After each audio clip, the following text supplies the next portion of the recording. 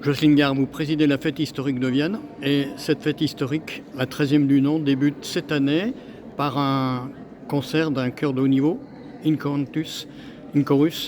Qu'est-ce qui fait que vous faites précéder ces fêtes médiévales par d'autres choses artistiques? Parce qu'on veut donner un petit peu de la dynamique à notre fête. Donc c'est pour ça qu'on avait décidé de faire des événements avant la fête historique, de façon à ce que ça ne se déroule pas uniquement sur 2 jours, mais sur un jour avant et peut-être l'année prochaine, un jour après également. Voilà.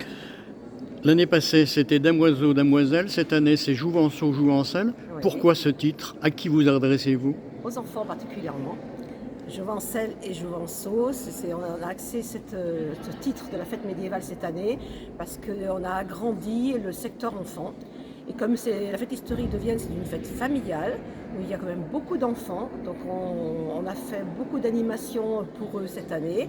Et je rappelle quand même que toutes les animations dans la ville de Vienne sont entièrement gratuites.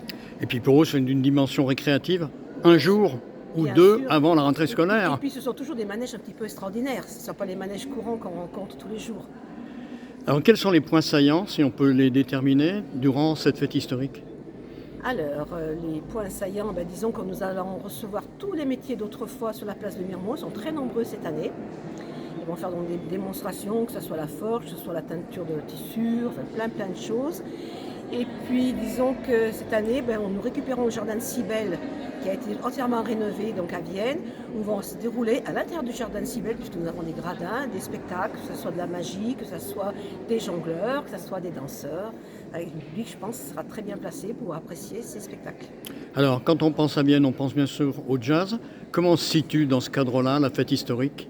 Alors, la fête historique de Vienne se situe en deuxième position après le jazz, puisque nous recevons chaque année à peu près entre 30 000 et 35 000 personnes.